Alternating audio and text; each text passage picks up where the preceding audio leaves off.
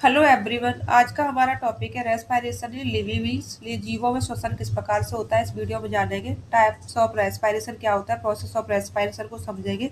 Respiration in human, respiration in plant, respiration in insect and animals के बारे में जानेंगे। यह पूरा टॉपिक एनसीईआरटी बेस्ड रहेगा। जो student UP TET, C TET, REET या क्लास 6 से 12th क्लास में पढ़ते हैं, जो एनसीईआरटी की साइंस को पढ़ते हैं, उनके लिए ये वीडियो बहुत ही इंपॉर्टेंट है। जो यूपी टेट की हमारी सीरीज चल रही थी वो उसकी क्लास 4th है, और यूपी टेट में पेपर 1 और पेपर 2 साइंस सेक्शन होता है, उस सबके लिए ये वीडियो बहुत इंपॉर्टेंट है।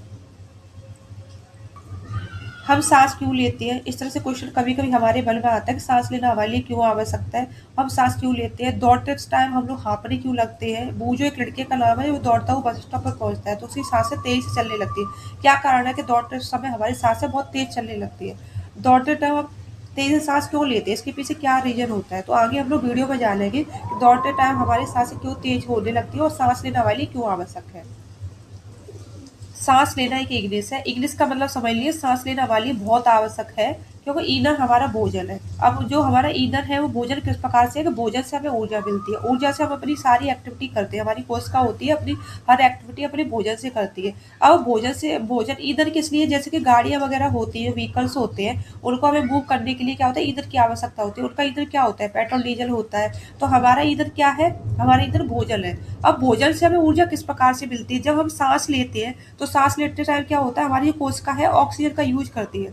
ऑक्सीजन यूज करके भोजन को ब्रेक डाउन कर देती है। किसमें ब्रेक डाउन होता है, कार्बन डाइऑक्साइड और जल में होता है। जब ये क्रिया होती है तो उसमें क्या होता है, ऊर्जा निकलती है। तो ऊर्जा कब निकलती है, जब हम सांस लेते हैं तभी भोजन में क्या होता है, भोजन का ब्रेक डाउन होता है और ऊर्जा रिलीज होती है। इसलिए क्या होता है, हमारा सांस लेना बहुत आवश्यक है। अगर हम सांस नहीं लेंगे, ऑक्सीजन हमारी बॉडी में अंदर एंटर नहीं करेगी, तो क्या होता है, भोजन से ऊर्जा नहीं निकाल सकते। और हम अगर ऊर्जा रिलीज नहीं कर सकते तो हम अपनी डेली की जो एक्टिविटी होती है उनको भी हम नहीं कर सकते हैं।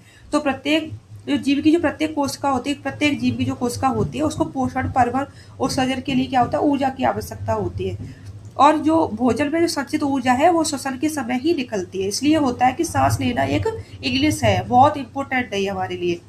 इसे हम लोग कोशिकीय श्वसन भी कहते हैं। इसको कोशिकीय श्वसन क्यों कहते हैं, क्योंकि ये कोशिका के अंदर होता है, इसलिए हम इसको कोशिकीय श्वसन भी कहते हैं।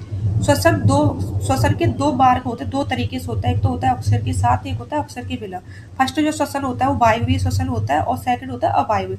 वायवीय श्वसन जिसके नाम से पता चल रहा है, इस वायवीय श्वसन में हमें ऑक्सीजन की आवश्यकता होती है, ऑक्सीजन की उपस्थिति होती है। अवायवीय में क्या होता है, ऑक्सीजन की अनुपस्थिति होती है, मतलब बिना ऑक्सीजन के भी श्वसन होता है। तो क्या होता है, जो ऑक्सीजन की उपस्थिति में जो श्वसन होता है उसमें क्या होता है, कार्बन डाइऑक्साइड, जल प्लस ऊर्जा